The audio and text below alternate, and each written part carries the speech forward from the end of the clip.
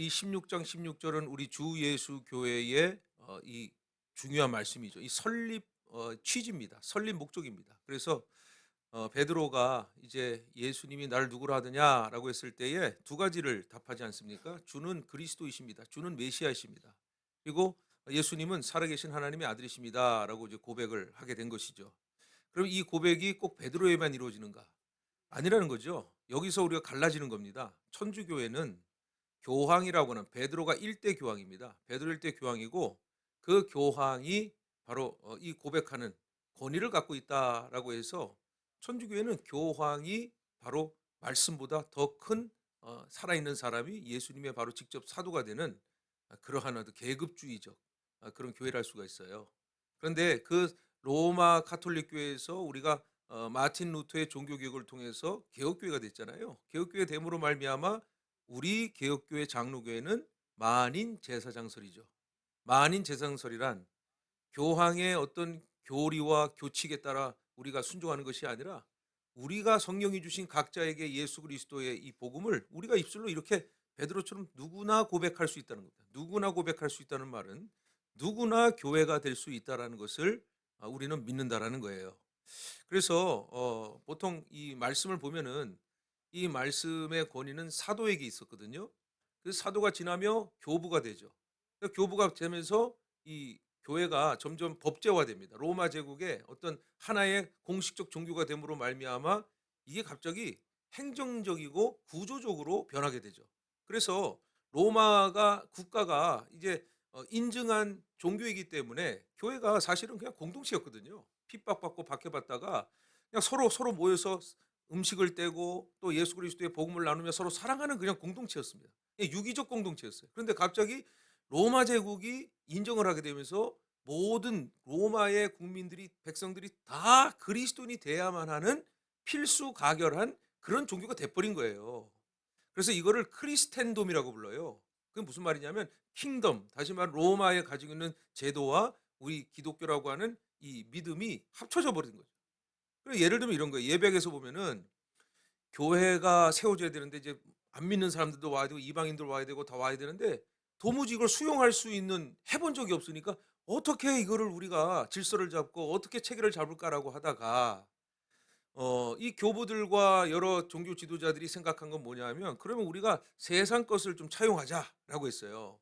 그래서 세상 것을 차용한 교회의 어떤 직분과 제도와 그 체계를 어디서 시작했냐면 바로 로마의 바로 법정을 가지고 이 그대로 교회가 이제 그 문화를 받아들인 거예요.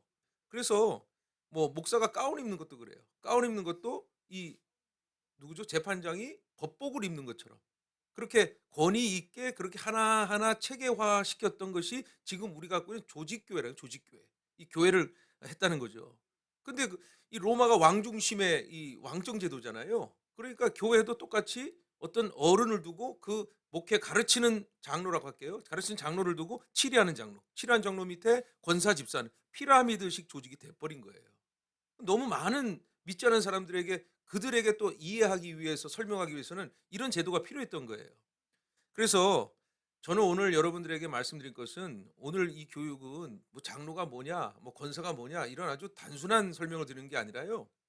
올해 26년에 말씀이 육신이 되어라고 하는 주제에 맞게 그러면 이 올해의 장로님들은 어떤 이 주제에 맞도록 어떤 사역을 해야 되고 어떤 역할을 해야 되는가?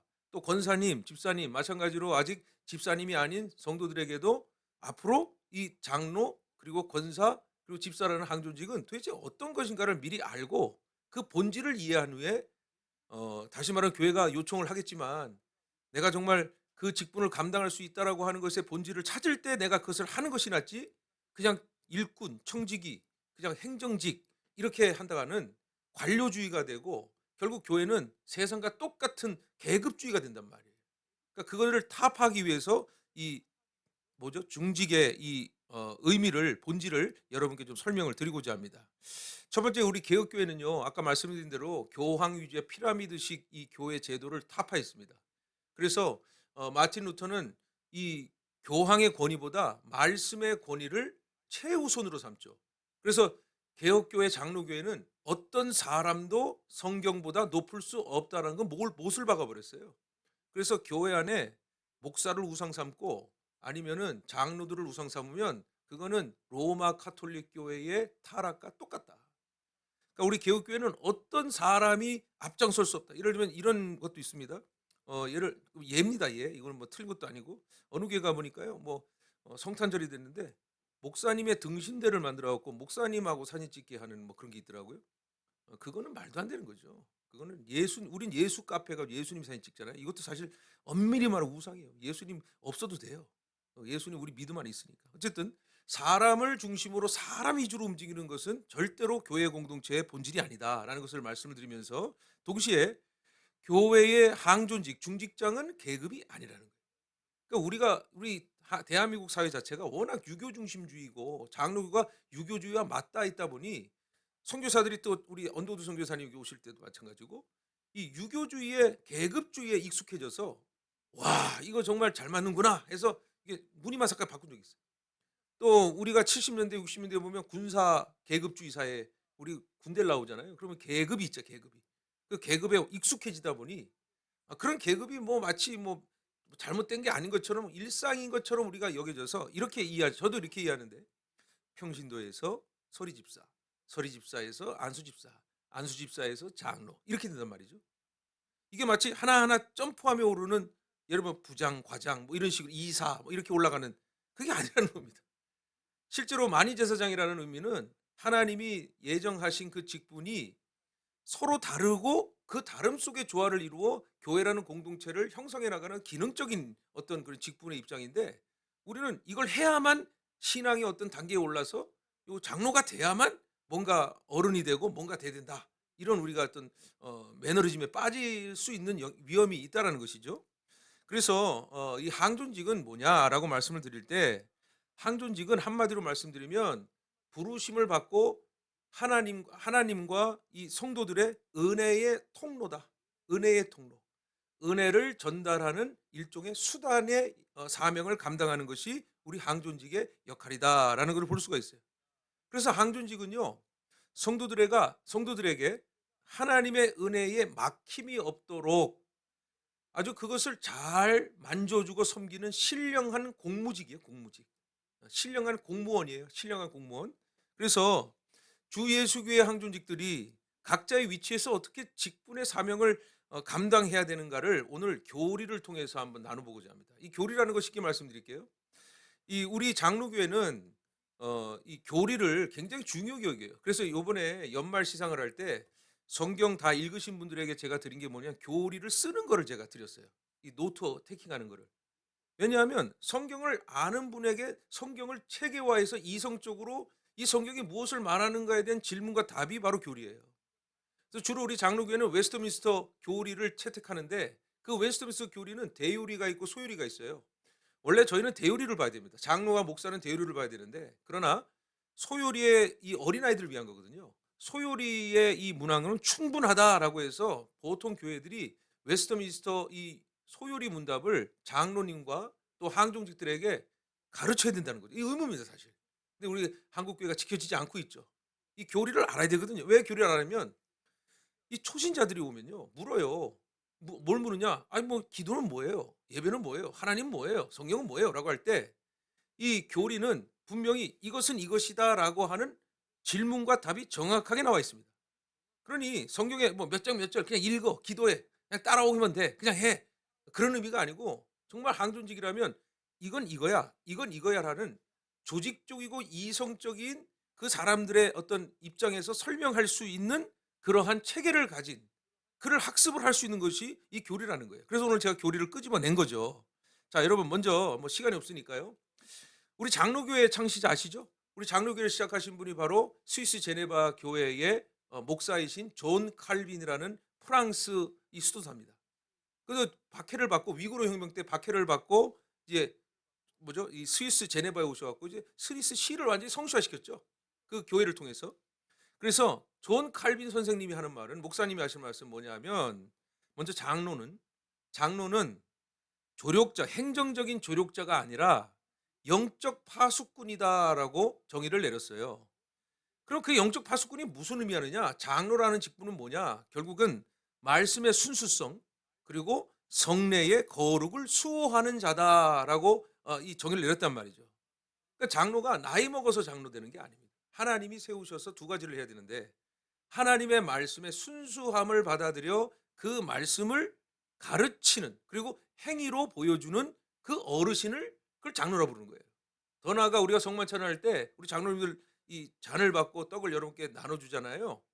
그것을 수호한다는 거, 수호한다. 그걸 먼저 서비스한다는 거예요. 성도들에게 이 옛날 그 개혁교회는 성만찬이 아주 중요했습니다. 성만찬에 참여하지 않도록 하는 것이 징벌이었어요. 근데 요즘에 안 하잖아 자기 스스로가. 그러니까 이게 징계입니다. 수찬정지 우리 교회는 징계가 없는데 예를 들어 장로님이 당에 한 세네 번 빠지잖아요. 옛날 지금 아니고 오해하지 마세요. 옛날 그러면 3개월간 수찬정지하면 되게 명예실추예요. 수찬정지란 성찬도 못 오고 예배 참여 안 되는 거예요. 7위가 안 되는 교회는 이 흥청망청되는 거예요 이게. 그래서 장로라고 하는 직분은 뭐냐면 말씀의 순수성과 이 성례의 거룩함을 지키는 자입니다.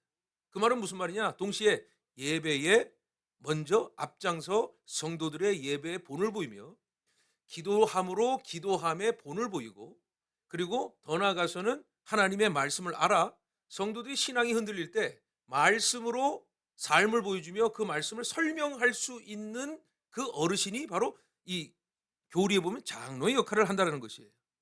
그 장로를 성경적으로 가보면 뭐가 있느냐 하면 이스라엘의 70장로 아시죠? 70명의 장로를 세우잖아요. 그래서 이 장로를 통해서 뭐 예를 들면 뭐 제사장이 하는 일을 돕고 또 제사장과 그 외에 이 백성들의 어떤 중간고리 역할을 해서 실제로는 백성의 편에 있지만 하나님의 말씀을 잘 전달하고 그것을 삶의 본을 보이는 것이 이 장로의 역할이라고 한다는 것이죠. 자, 초대교회에서는 장로 역할이 뭐냐 하면 이 사도 아시죠? 12명의 사도. 이 사도와 함께 교회의 질서를 세우고 성도들을 치리하는 직분으로 정착이 되었습니다. 그래서 지금까지 우리 장로교회가 그걸 이어가고 있죠. 자, 장로는 두 개의 장로로 볼 수 있는데 첫 번째는 가르치는 장로로서 목사입니다. 그래서 금요일에도 말씀드린 것처럼 저는 가르치는 장로로서 주 예수교회에 소속이 되어 있지만 저의 그 뭐랄까요? 호적에 말을 들면 신앙적 호적에 보면은 저는요. 여기는 거주하고 있지만 원래 호적에는 대한예수교 장로회 통합 측 강소노회 소속입니다. 그러니까 노회에서 저를 교회가 요청하여 파송한 장로예요. 저는 파송 장로예요. 그 역할은 뭐냐? 하나님의 말씀을 가르치는 장로로 여러분들에게 노회가 노회죠. 노회가 당회로 부른 거예요. 그 치리하는 우리 장로님들은 뭐냐? 교회가 이제 장로님으로 모시겠습니다. 하나님과 교회 앞에서 이제 서약을 하고 신앙의 본을 보여 많은 성도들과 하나님의 인정받은 지도자를 이제 장로라고 말하는 거죠. 그래서 가르치는 장로는 강단에서 선포할 수 있는 강도권이 있습니다. 이 강도권은 위임 목사에만 있습니다. 담임 목사에게만 있는 거예요. 부목사가 설교를 한다는 것은 물론 당회의 허락도 있겠지만 담임 목사가 설교 강도권을 위임할 때 그 설교가 가능한 거죠. 그래서 지금은 좀 바뀌었지만 원로 목사님 때는 절대로 이 강단에 목사 외에는 설교권을 주지 않습니다. 물론 가끔씩 장로님들이 하시죠. 그건 예외적인 부분이 있겠죠. 그러나 원칙적으로는 목사 안수를 받은 목사만 이 자리에서 강도권을 받아서 말씀을 전할 수 있는 거예요. 그래서 나머지 부목사님들도 안수를 받았고 그리고 총회에서 목사의 어떤 직분을 받았기 때문에 위임하는데 문제가 없어요. 다만 전도사나 아니면 평신도에게 말씀의 강도권을 준다는 것은 실은 엄밀히 말하면 당회에서 결정을 해야 될 부분인 거예요. 어쨌든 이 말씀에 어떤 권위가 있다는 것이죠. 그다음에 장로님들의 특징이 뭐냐면 제일 중요한 겁니다. 장로님들이 제일 중요한 직무가 뭐냐면 성만찬입니다. 다른 거 아닙니다. 행정적인 거 아닙니다. 이 본질은 성만찬이에요. 그러니까 예배, 성만찬, 세례 이런 예식이 장로님들은 어떤 수행하는 것이 아니에요. 이거를 하면서 성경과 헌법에 과연 지금 의 목사와 교회가 제대로 진행하고 있는가를 감독하는 것이 이 장로교회 장로의 첫 번째 사명이에요. 그래서 성만찬을 위해서라도 장로님들이 이 역할을 제대로 감당해야 된다는 것이죠. 그러면 장로님의 성경적인 근거는 뭐냐? 사도행전의 말씀인데 사도행전 20장 28절을 제가 읽겠습니다. 너희는 자기를 위하여 또는 온 양떼를 위하여 삼가라. 그러니까 장로님이 하신 걸 하는 게 아니에요. 삼가는 거예요. 인내하고 기다리는 거죠. 성령이 그들 가운데 여러분을 감독자로 삼고 하나님이 자기 피로 사신 교회를 보살피게 하셨느니라. 그러니까 참고, 그리고 그 참음을 통해 인내와 그 신앙의 어떤 깊은 우려낸 그 기다림과 인내를 통해 보여주는 그 덕목과 그 삶이 성경 안에 녹아드는 여러 가지 언어와 말을 통해서 감독하는 거예요. 감독. 보살피는 거예요. 이게 장로님의 역할이 원래 본질적 역할이라는 것이죠. 그래서 두 가지를 장로님이 하셔야 되는데, 첫 번째는 강단 수호입니다. 강단 수호. 이게 무슨 말이냐면, 목사가 하나님의 말씀을 가감 없이 선포할 수 있도록 기도하고 예배에 적극적으로 참여하는 것이 장로님의 이 사명이에요. 그래서 또 다른 의미는 뭐냐면, 제가 지금 설교하고 있죠. 이 설교 안에서 주 예수 대한예수 장로의 통합적 헌법과, 그리고 우리가 지금 가지고 있는 개혁 개정의 성경과 전혀 맞지 않는 것을 말하고 하고 있느냐를 감독하는 것이 장로입니다. 자, 그러려면 치리하는 장로님들도 말씀을 가르치는 장로님처럼 어느 만큼 알아야 되겠죠? 성경을 알아야 된다는 것이죠. 교리도 알아야 된다는 것이죠. 헌법도 알아야 된다는 것이죠. 그러니까 이 장로교 정치는 결국 장로님들이 신앙의 중심이 되어서 거기서 다 결정하는 부분이 아니라, 실제로는 성경의 옳음과 그름을, 말씀을 가지고 판단하고 감독하고 결정하는 기관이 바로 장로님들이 모이는 당회의 기관이라 할 수 있어요. 그래서 우리가 당연히 행정적인 치리하고 그냥 행정의 업무를 결정하고 결의하는 그런 단순한 업무가 아니라는 거예요.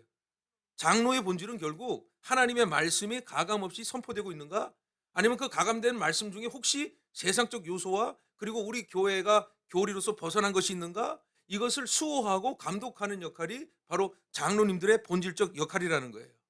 자, 두 번째 권사님입니다. 자, 권사님은 뭐 하시는 분이냐? 한마디만 설명드릴게요. 권사는 권면하는 사람입니다. 권면하는 사람. 뭘로 권면하느냐? 말로 권면하는 게 아니고요. 권사는 기도로 권면하는 사람이에요. 기도로.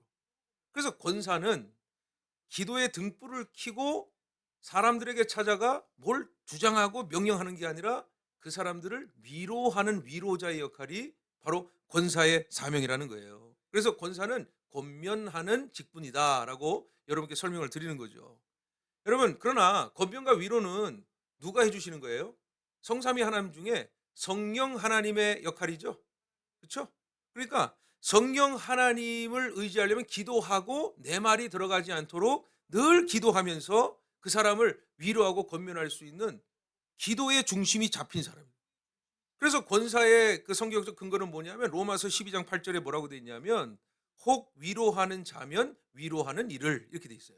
그리고 긍휼을 베푸는 자는 즐거움으로 할 것이니라 했으니, 권사는 장로와 이게 높낮이는 아니어도 장로의 어떤 치리가 아닌 위로의 역할을 하고, 집사들이 이 행정적으로 하는 일을 영적으로 하는 일종의 중간의 역할을 감당하는 거예요.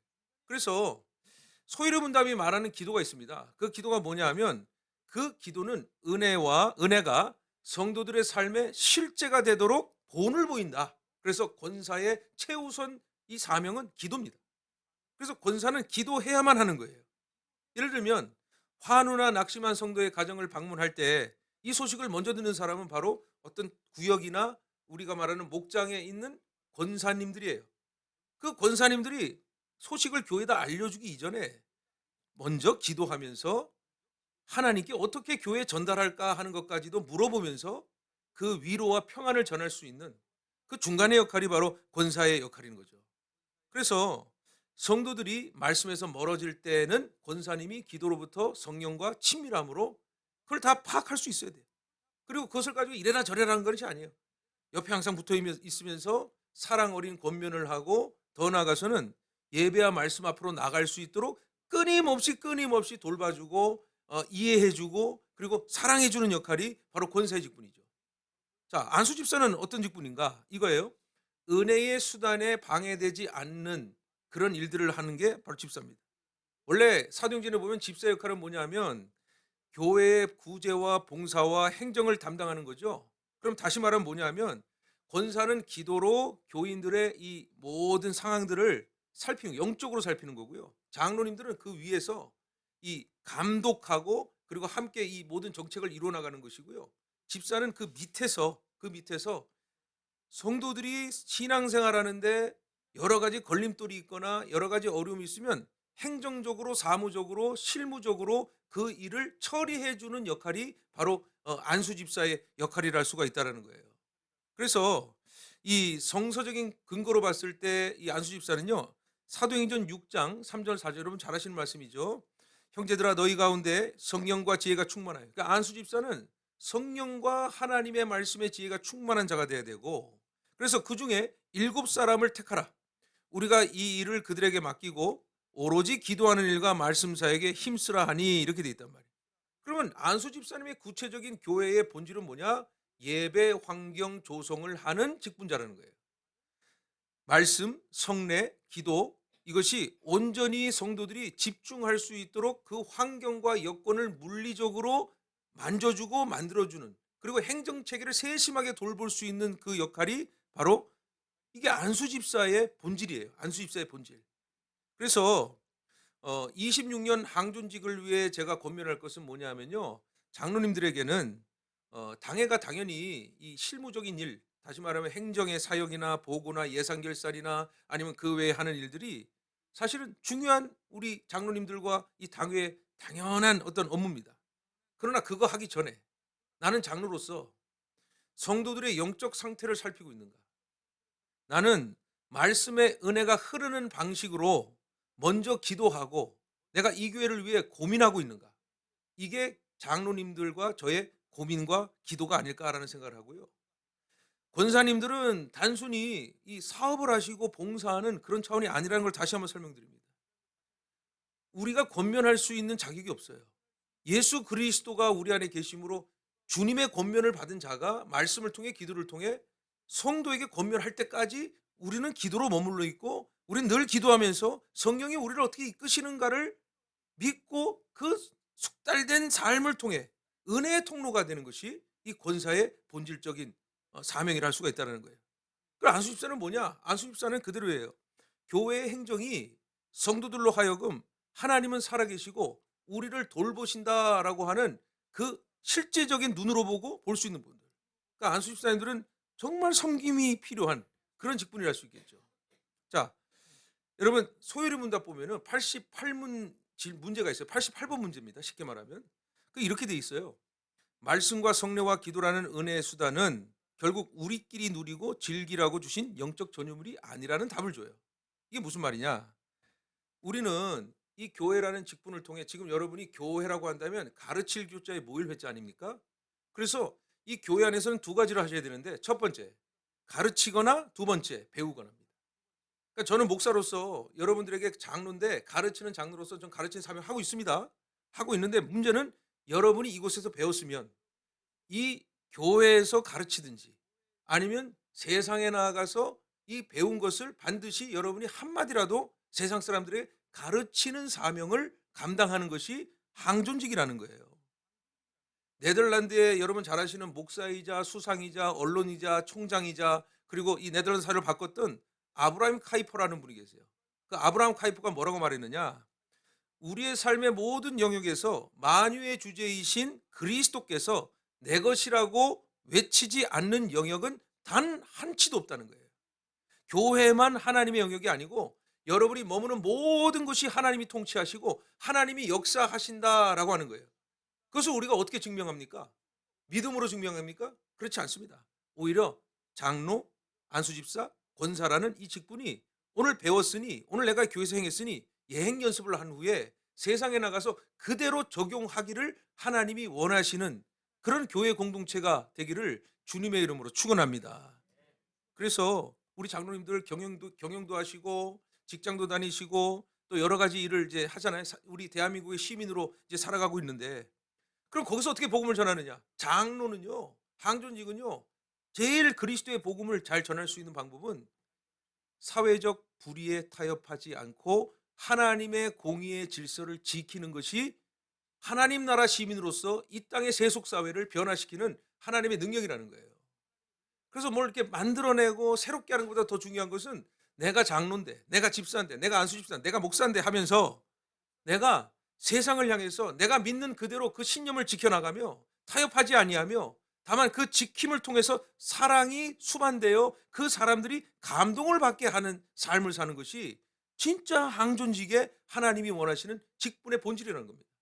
그래서 여러분이 헷갈릴까 봐 예를 한번 들어볼게요. 우리나라 최초의 교회가요, 황해도의 소래교회죠. 소래교회를 만든 설립자가 있어요. 여러분 형제 아시죠? 서경륜, 서경조 이 형제죠. 서경조는 둘째는 장로예요. 서경륜은 못됐습니다. 그 7일은 저기 했는데 피택은 받았는데 자기가 안 했어요. 이 서경조 장로는 세문안교회 이제 장로죠. 이 장로인데 이 영국의 성서학회가 그를 뭘로 세웠냐면 권서로 세웠어요. 권서. 권서란 말은 지게에다가 성경을 이게 메고 전국을 다니면서 성경을 보급하는 그 권서로 최초 임명을 했어요. 그러니까 언더두 선교사님이 전국 순회 이 다닐 때 그 역할을 뭐 했냐면 현지인 조력자로서 아주 그 이상의 역할을 감당했는데 뭐냐?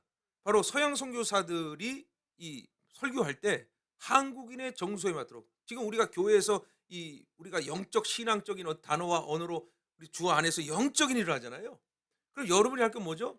석영조 장로처럼 밖에 나가서 그거를 세상 방식으로 해석해서 삶의 본을 보여주든지 아니면 복음을 세상에 이해할 수 있도록 우리 가까운 어떤 언어와 우리의 삶으로 드러낸다는 것이죠.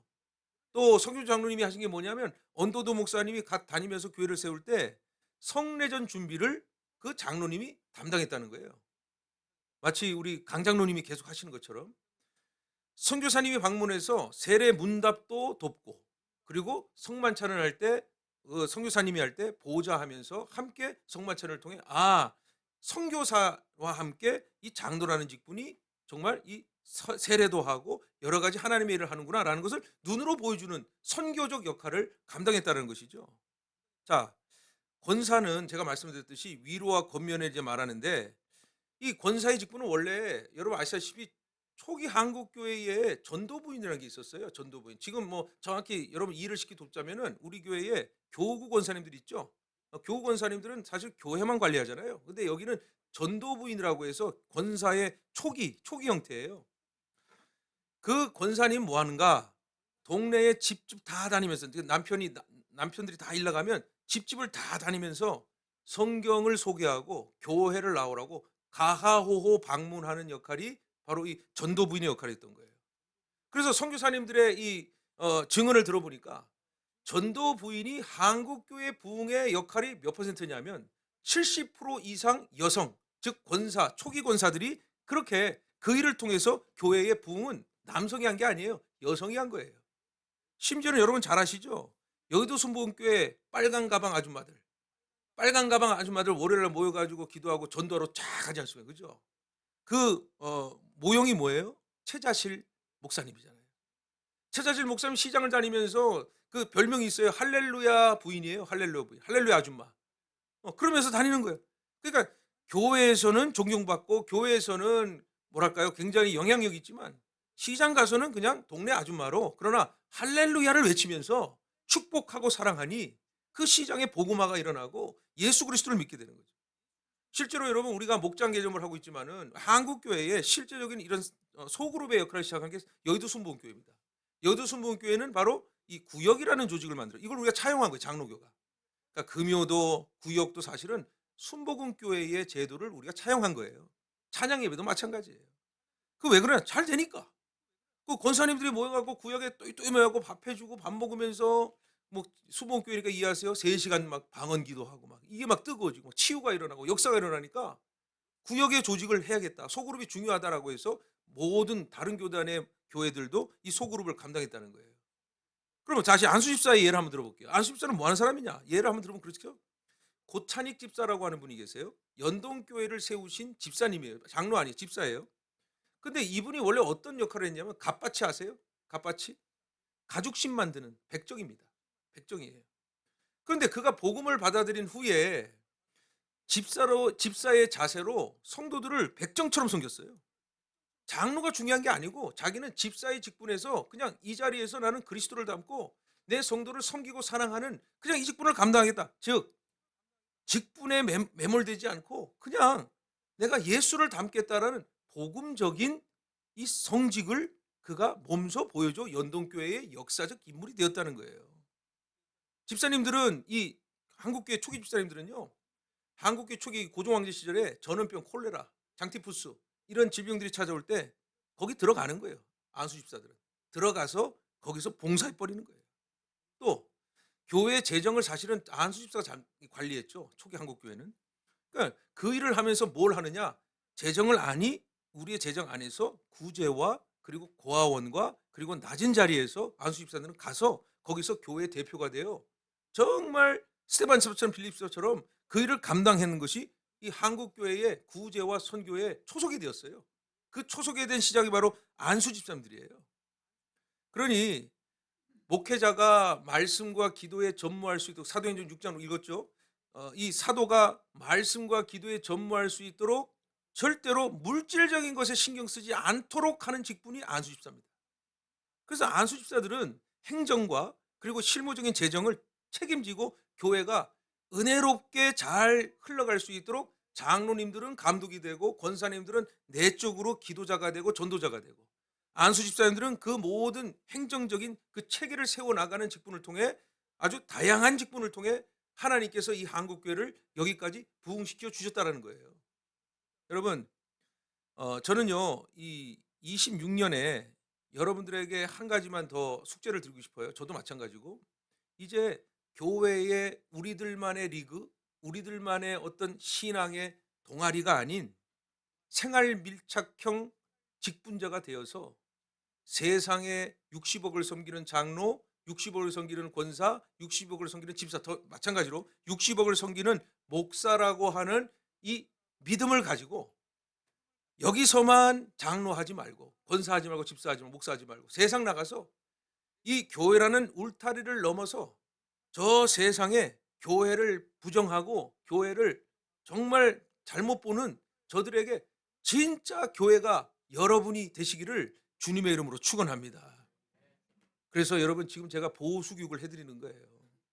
이 보수 교육은 어느 조직이든 다 합니다.